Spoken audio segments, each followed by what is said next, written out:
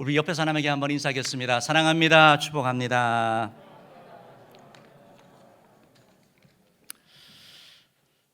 우리가 정부 시책에 의해서 정부의 방침인 경우 예배를 드릴 경우 지키라고 하는 일곱 가지 수칙을 우리가 철저히 이렇게 지키고 그렇게 하고 있습니다. 그래서 조금 불편하셔도 그 수칙을 지킴으로 말미암아 예배하는데 어려움이 없도록 협조해 주시면 좋겠습니다. 우리 주일학교 우리가 예배를 못 드리고 있는데 참 안타깝죠. 그런데 우리 아이들이 어떻게 가정에서 예배하고 있는지 지난주에 예배드린 PPT 사진 한번 같이 보겠습니다. 영유아부 아이들이 예배합니다.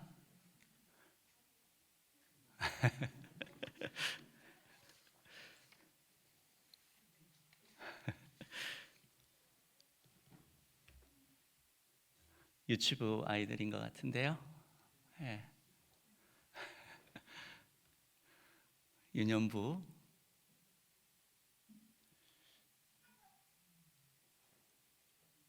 유년부는 좀 커서 앉아서 하네요. 네. 우리 유년부 초등부 아이들,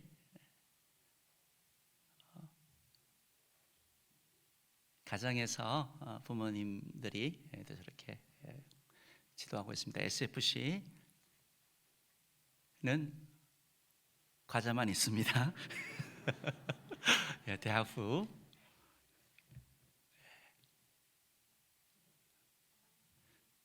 감사합니다. 우리 예배를 못 드리지만 좀 역으로 해서 우리 교회에서 큐티를 다 보내줬고 또 매주 이렇게 연락하고 선생님들이 연락하고 있고 또 뭐 과자도 보내고 해서 아이들이 이번 기회 통해서 스스로 하나님 앞에 쓸 수 있도록 어떻게 보면 하나님 앞에 그냥 예배 참여하다가 본인들이 함께 하는 거잖아요. 그래서 그런 부분에 좀 의미를 두면 좋겠고 또 각 가정에 아버지 어머니를 통해서 영적인 그런 권위들이 회복되어지도록 협조해 주시면 좋겠습니다. 기도해 주시면 좋겠습니다. 우리 옆에 사람에게 한 번 더 인사합시다. 사랑합니다. 축복합니다. 고맙습니다. 우리가 한 주간 동안 이렇게 지내고 있는데 우리가 사순절을 이렇게 보내고 있습니다. 사순절을 보내고 있는데 뭐 여러 가지 힘들지만 또 사순절을 통해서 우리가 예수님의 그런 가르침, 지난주에 예수님이 뱀처럼 지혜롭고 비둘기처럼 순결하고 하는 말씀 이렇게 기억하고 예수님의 그런 삶 발자취를 여러분들이 읽고 묵상하면서 여러분 변화의 또 제자의 삶을 할 수 있도록 이렇게 해주시면 좋겠고 또 우리 가정 예배 들으시는 분들 또 코로나 이 사태가 빨리 종식이 되어서 원래 일상의 회복이 있도록 여러분 많이 기도해 주실 것을 꼭 부탁드리겠습니다. 오늘 저는 여러분과 함께 이 마태복음 11장 28절, 29절, 30절 말씀을 통해서 수고하고 무거운 짐진 자들아 라는 제목으로 말씀을 전하기를 원합니다. 수고하고 무거운 짐진 자들에게 주님이 원하시는 것은 온유하고 겸손한 자가 되라 라는 것입니다. 온유하고 겸손한 자가 되라. 수고하고 무거운 짐을 진 자에게 주님이 하는 말씀이 온유하고 겸손한 자가 되라. 어떻게 그렇게 전개되는지 한번 이렇게 살펴보도록 하겠습니다. 철학자 키에르케고르가 인생에 대해서 얘기를 하면서 이렇게 말했습니다. 인생 자체가 고통이다. 많이 먹어도 고통스럽고 안 먹어도 고통스럽고 결혼을 해도 고통스럽고 결혼을 안 해도 고통스럽다. 그래서 삶이 고통이다라고 얘기를 했습니다. 어떻게 보면 요새 가장 많이 듣는 말 중에 하나가 힘들다, 어렵다 이런 말일 것입니다. 사회생활도 피곤하고 또 직장생활도 힘들고 사람들과의 관계도 또 지치고 가정생활도 부부관계 또 자녀 양육이 만만치 않습니다. 더구나 코로나 재앙으로 말미암아 공포와 두려움 마음으로 물건 사재기를 하고 마스크를 끼지 않고서는 나갈 수 없는 그런 가운데 있습니다. 경제적인 이런 불안으로 말미암아 증시가 폭락하고 환율이 급등하고 기업에서 직장에서 재택근무는 그나마 괜찮은데 출근일이 줄어들고 또 무급 휴직을 하고 하는 이런 가운데 있습니다. 아이들도 학교를 가지 못하고 집에만 있다 보니까 힘들다고 학교 가고 싶다라고 이런 얘기가 나오는 그런 상황 가운데 살고 있습니다. 어떻게 보면 우리가 정말 최첨단 시대를 살고 있고 초과학 시대를 살고 있다고 했는데 요새처럼 이렇게 무기력함을 느끼는 때가 없는 것 같습니다. 무능을 느끼는 거죠. 눈에 보이지 아니하는 코로나 바이러스 하나를 통해서 온 세계가 혼란스러워지는 거 봅니다. 혼돈 가운데 빠지는 것을 봅니다. 코로나 확진을 받는다 하더라도 치료약이 없는 것이 사실이죠. 언젠가는 극복하겠지만 지금 당장 느끼는 것은 무능 또는 두려움인 것입니다. 오늘날의 사람들의 반응은 자영업자뿐만 아니라 대다수의 사람들이 힘들다, 어렵다, 너무 고통스럽다, 피곤하다, 심지어 죽겠다라고 얘기를 하고 있습니다. 우리나라 2018년의 통계에 의하니까 1년에 하루에 자살하는 사람이 32명인가 이렇게 되는 것 같더라고요. 이제 이 사태 이후에 이제 코로나가 좀 지속이 되면 더 많은 사람들이 매일 자살하지 않을까 사실은 우려하는 그런 마음도 있지요. 예수님께서 2000년 전에 진단하신 인간의 모습이 바로 이러합니다. 정도의 차이가 있지만 수고하고 무거운 짐진 자들이라는 것입니다. 마태복음 11장 28절에서 수고하고 무거운 짐진 자들아 다 내게로 오라 내가 너희를 쉬게 하리라 라고 주님이 말씀합니다. 주님은 수고하고 무거운 짐진 자를 초청하는 것입니다. 수고하고 무거운 짐진 자라는 것은 어떤 의미냐면 수고한 자 그리고 무거운 짐진 자 이런 의미를 가지고 있습니다. 수고하는 자들아 그리고 무거운 짐진 자들아 다 내게로 와라 라고 주님이 이렇게 부르시는 것이죠. 여러분 수고한다라는 것이 어떤 의미입니까? 수고한다라는 것은 내가 열심히 하는 걸 말하는 거예요. 성공하기 위해서, 인정받기 위해서, 남들보다 조금 나은 삶을 살기 원하고 좀 편안한 삶을 살기 위해서 열심히 하는 거, 이게 바로 수고하는 걸 말합니다. 스스로 하는 것을 말하는 것이죠. 몇 년 전에 교회 앞에 식당이 이렇게 폐업을 하게 되어서 저 식당에서 식사를 하면서 주인에게 이렇게 물어봤습니다. 왜 그만두세요? 하고 했더니 그분이 하는 말씀이 그냥 다른 식당에 일 다니려고요. 그러시는 거예요.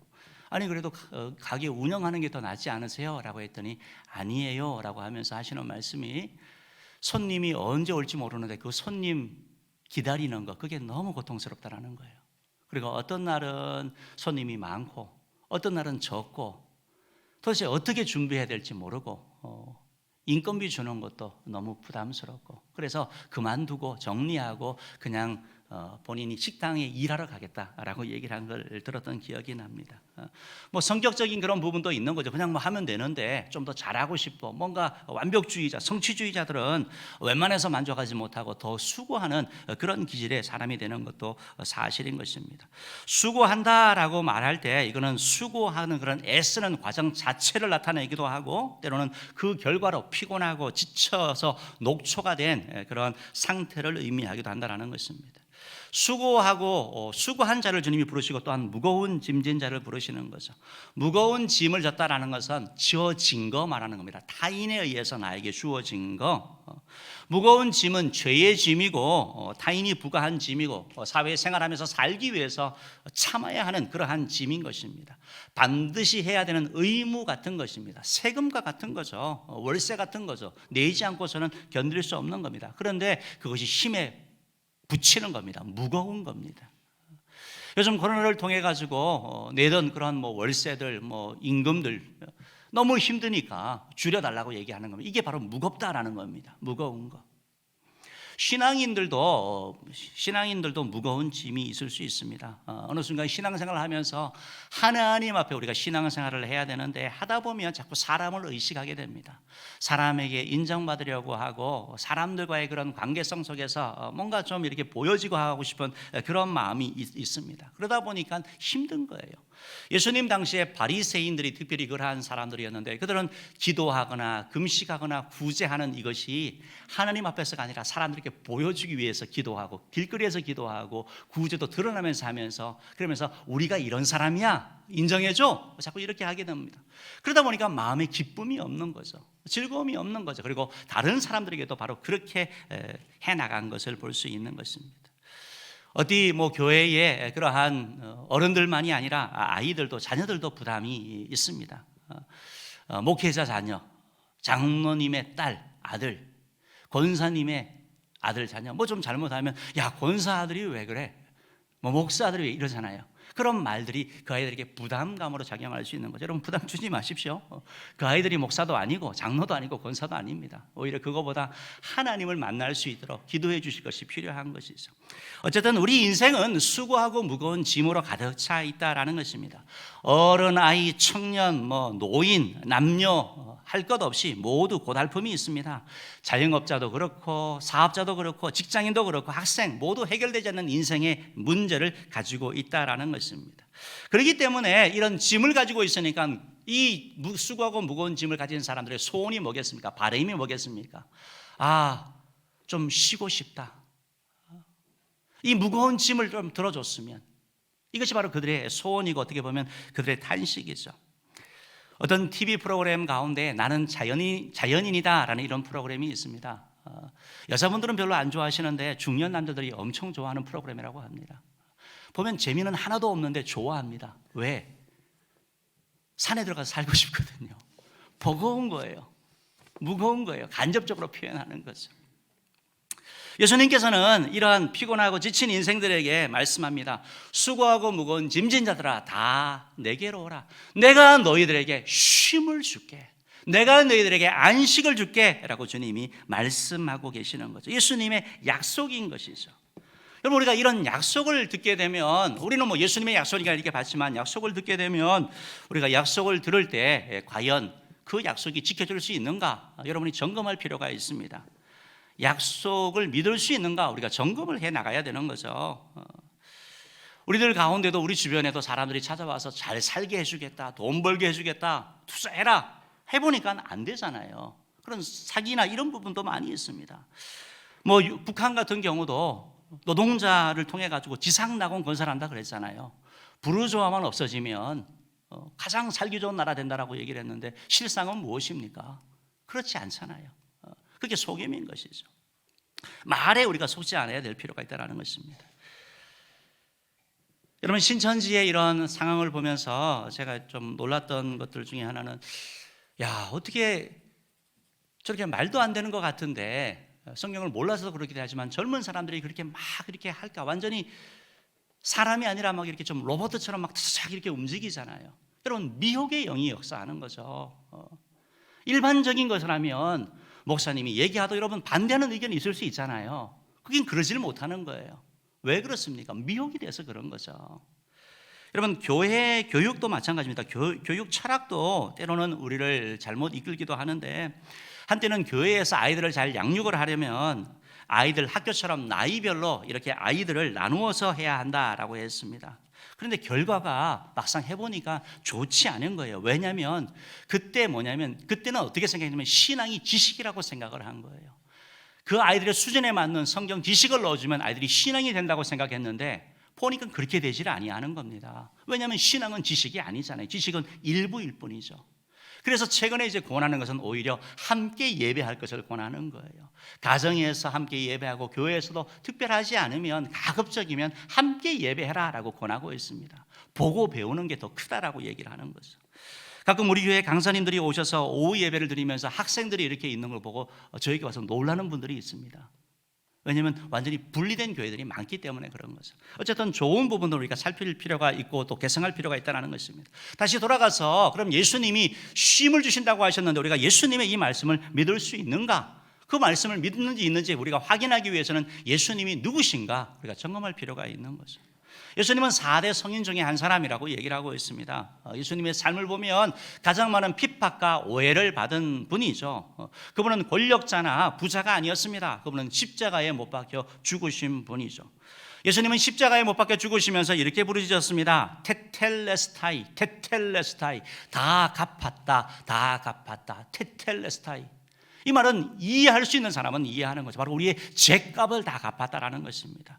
바로 예수님은 우리의 모든 죄값을 청산하신 메시아라는 선언을 바로 십자가에서 하신 거죠. 말씀하신 대로 죽으시고 그리고 부활하신 분이시죠. 구약의 이사야 선지자는 장차 이 땅 가운데 메시아가 올 것인데 그 메시아는 우리 인간이 가진 모든 그런 질고들 그리고 우리의 그런 고통들, 슬픔들을 안고 죽을 것이다. 그리고 그가 우리의 슬픔, 질고 고통 대신 우리에게 치유와 자유, 힘을 주실 것이다 라고 말했습니다. 바로 구약 성경에 예언한 메시아가 바로 예수님이신 거죠. 예수님은 바로 그리스도인 것이죠. 그렇기 때문에 우리는 예수님의 이 말씀을 믿을 수 있다라는 것입니다. 여러분, 예수님이 수고하고 무거운 짐진 자들아 내가 너에게 힘을 준다고 하는데 예수님이 수고하고 무거운 짐을 아십니까? 경험을 하셨습니까? 여러분, 부자들이 가난한 자의 그 삶을 어떻게 아느냐? 경험을 하지 않으면 모르는 거죠. 그러나 예수님은 이 땅 가운데 짧은 삶을 사셨지만 좌절, 배신, 고통, 오해 경험하셨습니다.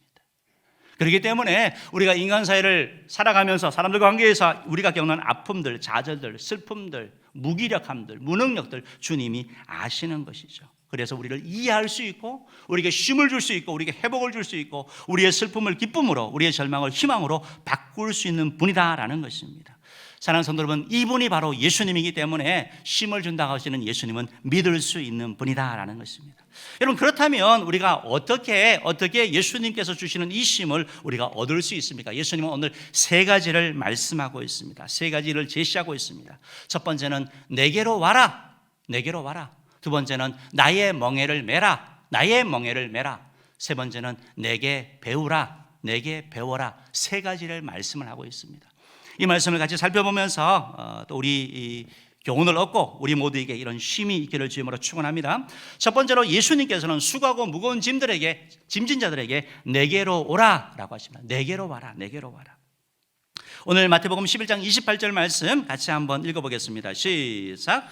수고하고 무거운 짐진 자들아 다 내게로 오라. 내가 너희를 쉬게 하리라. 예수님께서는 짐 지고 수고하고 무거운 짐진 자들이 쉼을 얻기 위해서 무슨 상담을 받으라든지 아니면 전문가의 의견을 들으라든지 아니면 긍정적인 생각을 해가지고 나 힘들지 않아 이러면서 자신을 세뇌시키라고 말한 게 아니라 내게로 오라라고 말씀합니다. 예수님께 오라라고 말씀하고 있습니다.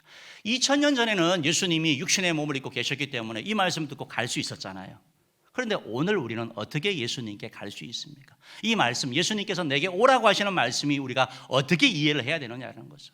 이 말씀은 바로 교회로 오라고 말씀하고 있는 거죠. 교회로 나오라는 거죠. 우리의 몸이 나오고 우리의 마음이 교회로 나오라는 거예요. 왜? 교회는 바로 예수님을 가르치는 곳이기 때문에 그렇습니다. 예수님을 소개하는 곳이기 때문에 그렇습니다. 그래서 예수님이 내게 오라는 말씀이 오늘날 우리에게 들어온다면 바로 교회에 와서 예수님을 소개받고 예수님을 믿으라라고 말씀하신다라는 것입니다. 사랑하는 성도 여러분, 예수님께서는 우리의 모든 문제, 아픔, 고통 그대로 가지고 오라고 말씀하는 거죠. 이 약속의 말씀을 믿고 또 주님 앞에 나와서 정말 마음의 평안과 쉼을 얻는 그런 은혜를 누리는 저와 여러분들을 주님으로 축원합니다. 두 번째로 예수님께서는 수고하고 무거운 짐진 자들아 나의 멍에를 메라 라고 말씀합니다. 나의 멍에를 메라 라고 얘기를 합니다. 진정한 쉼과 평안을 누리려면 바로 멍에를 메라라고 하는데요. 멍에를 메라고 하시는데 이게 마태복음 11장 29절 말씀이죠. 한번 읽어봅시다. 읽어봅니다. 시작. 나는 마음이 온유하고 겸손하니 나의 멍에를 메고 내게 배우라. 그리하면 너희 마음이 쉼을 얻으리니. 헬라어 원어를 이렇게 보면 우리 28절 말씀에 있어서도 수고하고 무거운 짐진 자들아가 먼저 나오는 게 아니고 다 내게로 오라. 수고하고 무거운 짐진 자들아. 이렇게 표현되어 있고 29절 말씀도 어떻게 표현되어 있냐면 나의 멍에를 메어라 그리고 내게 배워라. 왜냐하면 나는 마음이 온유하고 겸손하기 때문에 너희들이 마음의 쉼을 얻을 것이다. 이것이 이제 헬라어의 그런 순서입니다. 바로 그렇게 번역이 되는 거죠. 예수님께서 나의 멍에를 메라라는 이 말씀을 하는데 나의 멍에를 메라는 바로 예수님의 멍에를 말씀하는 거죠. 예수님의 멍에를 메어라고 말하고 있는 겁니다. 여기에 중요한 의미가 있습니다. 여러분, 수고하고 무거운 짐진 자들에게 와서 너희 짐을 벗어버려라 라고 말하는 게 아니고 예수님이 하시는 말씀이 뭡니까? 내게 오라. 그리고 나서 나의 멍에를 메어라 라고 오히려 예수님의 짐을, 예수님의 그 멍에를 짊어지라고 말씀하고 있는 것입니다. 그렇다면 멍에가 뭔지 우리가 알 필요가 있는데요. 멍에라는 것은 짐승에게 무거운 짐을 끌거나 또 어떤 이동을 하는 데 있어서 좀 편리하게 하기 위한 그런 도구인 것입니다. 그림을 한번 보면 또 좀 잘 이해할 수 있는데요. 말이나 소가 밭을 갈 때라든지 아니면 무거운 짐을 실어 나를 때 저 멍에를 이용하면 훨씬 많은 일을 할 수 있습니다. 다음 그림 보면 저게 실질적인 거고요. 그 다음 그림 한번 보시기 바랍니다. 저렇게 멍에를 씌워서 밭을 갈기도 하고 짐을 실어 나르는 거죠. 그렇기 때문에 멍에의 역할을 하려면 잘 맞아야 되는 거예요. 딱 맞아야 되는 거예요. 예수님께서 멍에가 안 맞을 때는 너무 고통스럽습니다. 똑같은 일이지만 뭔가 이게 오히려 이 멍에가 도구가 아니라 짐이 되어버리는 거예요. 짐이 되는 거예요. 왜냐하면 멍에는 짐이 아닙니다. 언제가 치과 치료를 한 적이 있는데 신경 치료를 하고 본을 뜨고 뭐 이런 작업을 했는데요. 선생님은 다 해서 괜찮다고 하는데 너무 계속 불편한 거예요. 미세한 차이가 있는데 안 맞아서 불편한 거예요. 그래서 수개월을 고생하다가 결국은 맞췄습니다. 여러분 멍에라는 것도 마찬가지거든요. 이 짐승에게 딱 맞으면 편안한 거예요. 근데 예수님이 뭐라고 말씀합니까? 11장 30절 말씀에 보면 예수님이 이렇게 말씀하죠. 이는 내 멍에는 쉽고 내 짐은 가벼움이라 하십니다. 예수님의 멍에가 쉽다라고 말합니다. 쉽다. 여기 쉽다라는 단어는 좋다라는 의미가 있고 또 잘 맞는다, 편안하다라는 이런 의미가 있고 은혜롭다라는 이런 의미가 담겨져 있습니다. 더 쉽게 하자면 예수님께서 내 멍에는 앞에 매기 쉽고 이렇게 하면 더 명확한 거죠. 매기가 쉬운 거죠. 잘 맞는다라는 것이죠. 은혜스럽다는 의미까지 담기는 이유는 여러분 예수님은 바로 예수님의 멍에 아닙니까? 우리의 멍에가 아니라 그렇기 때문에 예수님은 그 멍에 가운데 인자하심과 자비하심이 그 가운데 숨어져 있기 때문에 그런 것이죠. 예수님은 나의 멍에를 메라라고 하십니다. 예수님이 내 대신 짐을 져주신다라는 게 아니에요. 이 말씀을 오해하기 때문에 교회에 와서 신앙생활 하면서 왜 계속 이렇게 힘듭니까? 나는 왜 이렇게 계속 무거운 짐을 지고 갑니까? 라고 얘기를 하는데 예수님이 무거운 짐을 대신 지신다는 게 아니고 오히려 예수님의 멍에를 멜래요. 멍에를 매. 그럼 예수님의 이 멍에가 뭡니까? 예수님의 멍에를 메고 우리의 짐을 지면 그 짐이 가벼워진다고 말씀하는데 예수님의 멍에는 바로 사랑이죠. 사랑. 예수님의 멍에는 의무, 부담감으로 하는 게 아니라 사랑으로 하는 것입니다. 여러분 교회 봉사하는 것도 마찬가지 아닙니까? 이게 내가 의무로 내가 직분 때문에 마지 못해서 하면 그것만큼 고통스러운 게 어디가 있겠습니까? 그러나 하나님을 사랑하는 마음, 감사하는 마음으로 하면 주일이 기다려지는 거죠. 봉사할 일이 즐거운 거죠.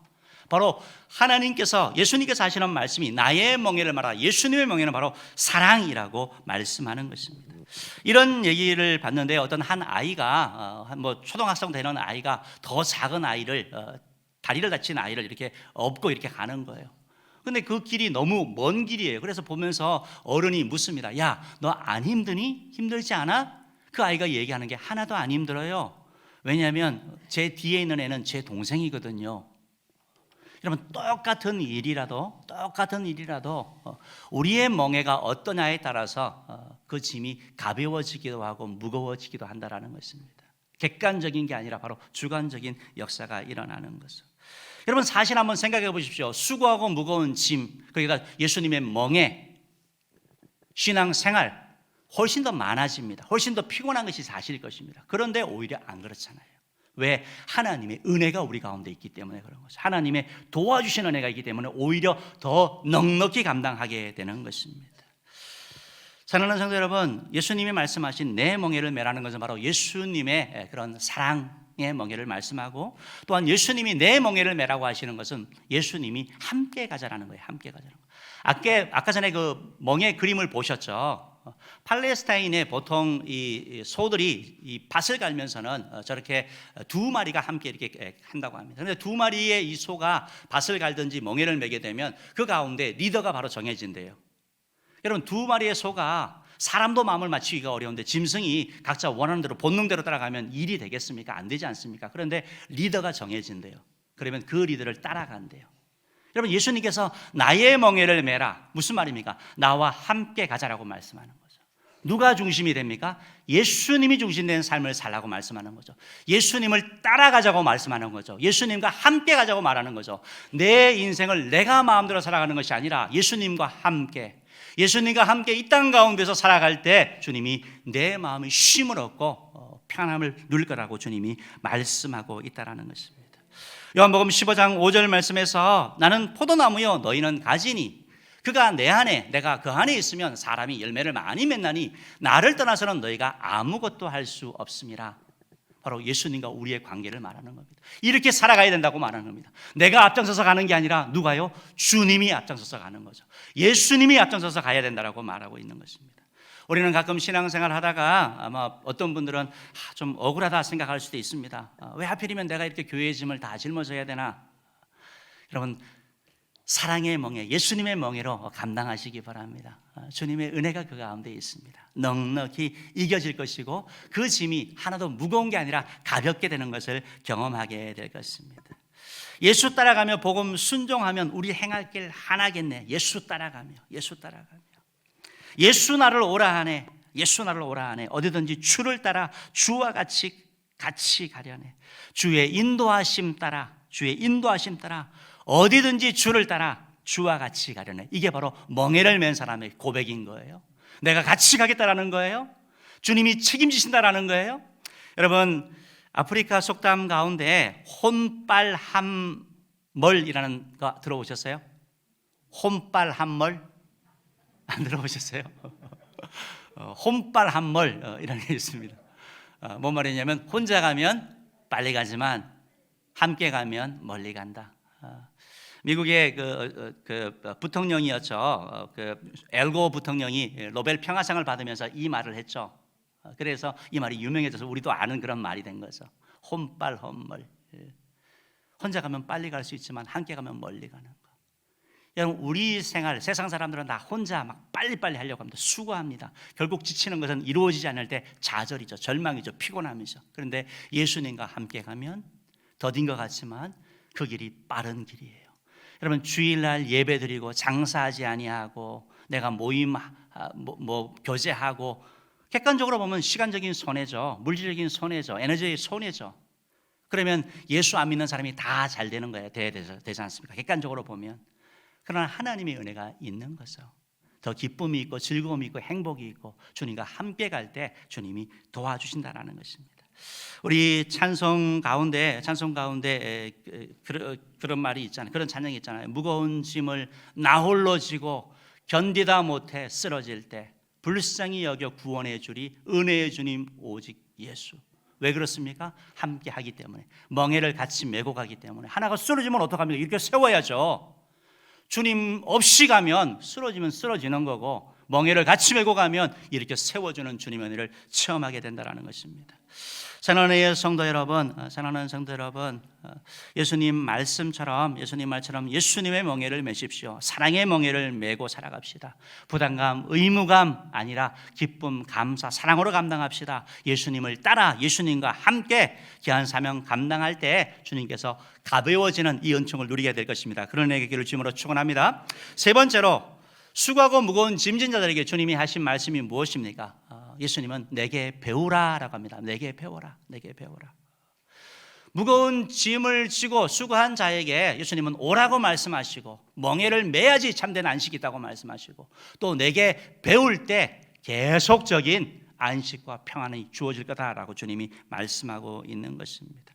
오늘 마태복음 11장 29절 말씀 다시 한번 읽어보겠는데요. 한번 읽어봅시다. 시작. 나는 마음이 온유하고 겸손하니 나의 멍에를 메고 내게 배우라. 그리하면 너희 마음이 쉼을 얻으리니. 나의 멍에를 메라. 그리고 내게 배우라. 여러분, 예수님께 배운다라는 게 뭐예요? 배운다는 것은 예수님의 제자가 되는 걸 말하는 거예요. 제자가 되는 거 말하는 거예요. 예수님에 대해서 배우는 거 별로 좋아하는 사람도 있지만 안 좋아하는 사람이 더 많습니다. 학교 졸업하고 나니까 제일 좋은 게 책 안 봐서 좋다 이런 분들 많거든요. 근데 교회 오면 자꾸 배우라고 얘기를 하니까, 그런데 여기서 배우는 지식적인 배움이 아니라 삶의 배움을 말하는 거예요.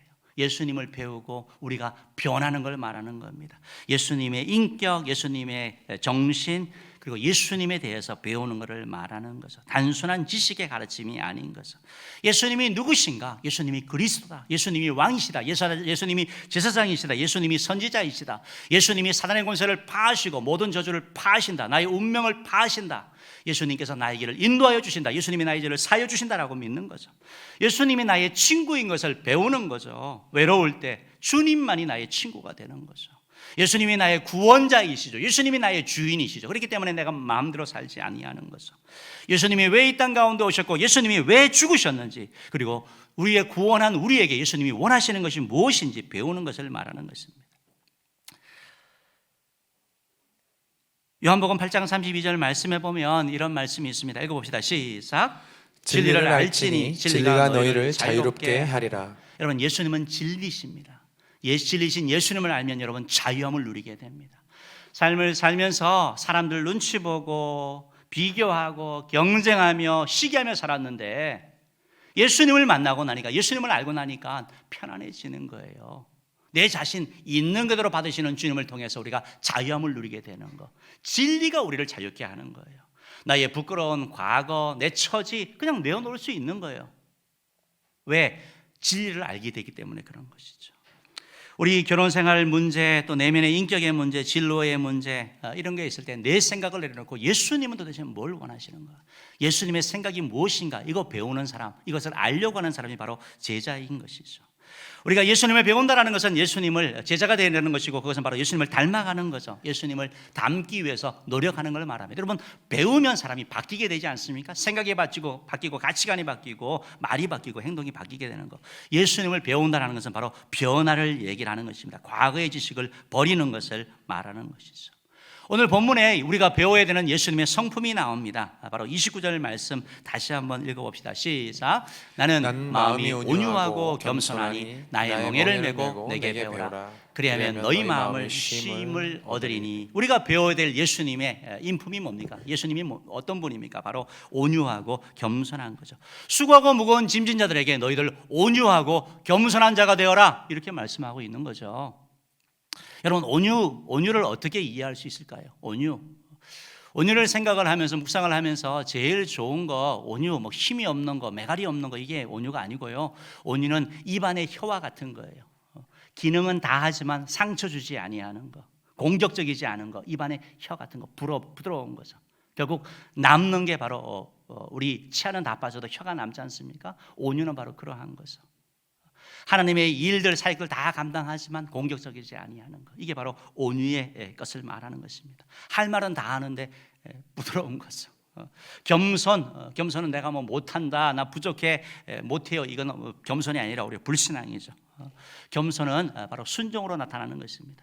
패션 오브 크라이스트라는 예수님 순환과 관련된 영화가 있었죠. 멜 깁슨 감독이 만든 것인데, 이 영화를 보면서 제가 혼자 느꼈던 거예요. 보면서 이렇게 제 마음 가운데는 그때도 뭐 10수년 전이었던 것 같은데, 이렇게 좀 막 눈물을 흘리면서 이렇게 좀 막 억울한 거 있잖아요. 막 분노 같은 그런 것들이 있었던 것 같아요. 혈기가 있었던 거죠. 왜냐하면 예수님께서 그 영화를 보면 막 두들겨 맞으시잖아요. 조롱과 멸시 막 당하잖아요. 다 찢겨지는데 십자가를 지고 가면서 쓰러지고, 그러면 또 때리고 막 비웃고, 근데 예수님이 또 일어나셔서 그냥 도살장으로 끌려가는 양처럼 잠잠하게 그냥 가시는 거예요. 왜 그렇게 가실까? 그분이 쉼이 없고 능력이 없는 거 아니거든요. 무능력한 거 아니거든요. 근데 바로 저와 여러분의 죄를 대신 지시고 하나님 말씀에 순종하기 위해서 십자가의 길을 가시는 것이죠. 그게 바로 온유와 겸손이고, 그것이 바로 순종으로 나타난다는 것입니다. 우리가 예수님을 배우라고 할 때 온유와 겸손, 예수님의 인품을 배우기를 주님으로 축원합니다. 바라는 것은 우리 교회 장로님들, 우리 은혜교회 장로님들 정말 온유하고 겸손하셔. 어떤 권사님 보면서, 야, 내가 만난 권사님 중에 가장 온유하고 겸손하신 분이야, 예수님을 닮았습니다, 이런 말 들으면 얼마나 좋겠습니까? 교회에서 이렇게 온유의 겸손으로 인정받는 우리 은혜 모든 성도 되기를 바랍니다. 더 최고의 그런 고백은 가정에서죠. 우리 엄마 아빠 정말 온유하고 겸손하셔, 예수님 닮으셔서 자녀가 이런 고백을 한다고 하면 생각해 보십시오. 기가 막힌 거죠. 더 나아가서 아내와 남편이 아내 보고, 당신은 정말 온유하고 겸손해서 예수님 닮았고, 상대로 반대로 이렇게 일을 한다면 그 가정은 너무나 좋은 가정이겠죠. 더 나아가서 우리가 살아가는 일터에서, 직장에서 우리 사장님은, 우리 과장님은 정말 예수님 닮아서, 이런 말 듣는다면 정말 말할 수 없는 예수의 제자가 아니겠습니까? 사랑하는 성도 여러분, 그런데 이게 말처럼 쉽지가 않은 거잖아요. 쉽지 않습니다. 그러나 오늘 예수님께서 내게 배워라, 계속 배워라. 포기하지 말라고 말씀하는 거죠. 숭실 사이버 대학의 이호선 교수님이 하는 얘기를 영상을 보면서 이렇게 좀 봤는데요. 72세의 노 부부가 그분들이 양자역학에 대한 내용을 보고 있더래요. 양자역학 어렵잖아요. 이과생들 가운데도 어려운데 이 본인도 보니까 무슨 말인지 모르는데 이 노인들이 부부가 앉아서 그걸 보고 있어서 물었다고 합니다. 내용을 이해하세요? 그러니까 그분들이 하는 말이 몰라요. 그럼 왜 보세요? 그래도 보면 좀 알게 될까 봐요. 사랑하는 성도 여러분, 제가 드리고 싶은 말씀은 그거죠. 물은 다 빠져나가도 콩나물은 자라게 되어 있습니다. 비록 당장 눈앞에 쑥쑥 보이지 아니하고 결과가 이렇게 뭐 빨리 보이지 않아도 더디더라도 잘 못해도 계속 배워나갈 때 우리가 변하게 된다는 것입니다. 포기하지 마셔야 되는 거예요. 예수님은 포기하지 아니할 때 주님을 닮으려고 좌절하고 실패하니까 넘어지니까 그렇지만 우리가 포기하지 않고 나갈 때 주님이 평안을 주신다라고 말씀합니다. 예수님이 주는 쉼은 무한한 쉼이 아니라 다시 일하기 위한 쉼이고 사명을 향해서 나아가는 쉼인 거죠. 사랑하는 성도 여러분, 예수님을 배우시기 바랍니다. 예수님을 깊게 넓게 알아가시기 바랍니다. 예수님을 닮아가시기 바랍니다. 예수님의 온유와 겸손을 배우시기 바랍니다. 그때 진정한 평화, 안식을 누리게 될 것입니다. 말씀을 마치겠습니다. 오늘 예수님께서는 지금도 우리를 부르고 계십니다. 수고하고 무거운 짐진 자들아 다 내게로 오라 라고 말씀하고 있습니다. 평안과 안식을 주신다라고 말씀하죠. 그리고 나에게 와서 멍에를 매라 그리고 배우라 라고 말씀하고 있습니다. 사랑의 멍에를 메고 예수님과 함께 같이 공동체로 동반자로 살아가자라고 말씀하고 있습니다. 우리가 할 일은 바로 예수님께 나아가고 예수님을 의지하는 것입니다. 새롭게 하소서에 나온 한 사모님의 간증을 소개하겠습니다. 이 사모님의 간증이었는데요.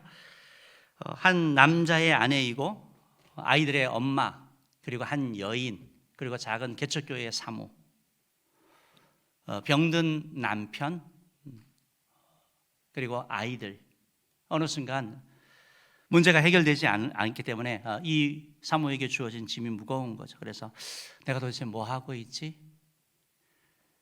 왜 이렇게 살지? 도망가고 싶다.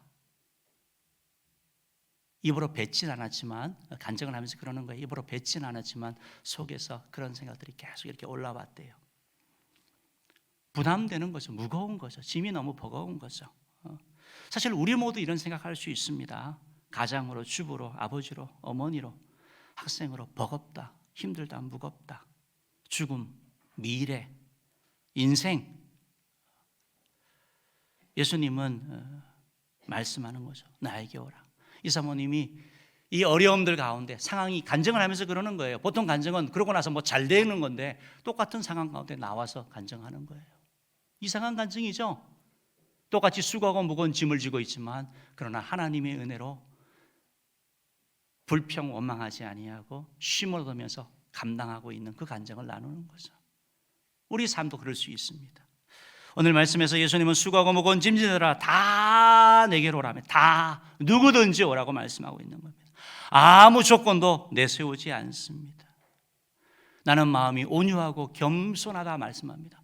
온유하고 겸손하기 때문에 너희들 주저하지 말고 다 오라고 말하는 겁니다. 내가 쉼을 줄게, 안식을 줄게 라고 말씀하고 있습니다. 사랑하는 성도 여러분, 우리 모두 사실은 교회에 나와서 이렇게 예배합니다. 그런데 혹시 여러분들 가운데 주님 주시는 참된 안식과 평안을 누리지 못하는 분이 계십니까? 그렇다면 세 가지를 점검해 보시기 바랍니다. 예수님께 몸만 나오지 아니하고 마음까지 나아왔는지, 예수님이 진정으로 내 삶의 주인인지, 내가 예수님을 믿는지 체크하시기 바랍니다. 두 번째, 그럼에도 불구하고 계속 쉼에 평안이 없다라면 나는 예수님과 함께하고 있는가? 예수님의 멍에를 메고 있는가? 주님과 함께 주님을 따라 살아가고 있는가? 세 번째, 그럼에도 불구하고 여전히 쉼과 평안이 없다면 나는 예수님을 배우고 있는가? 나는 예수님을 닮아가고 있는가? 바라기는 우리 모두 우리 자신을 점검함으로 말미암아 풍성한 그런 주님이 주시는 평안을 누리는 그런 은혜가 있기를 주님으로 축원합니다. 기도하도록 하겠습니다.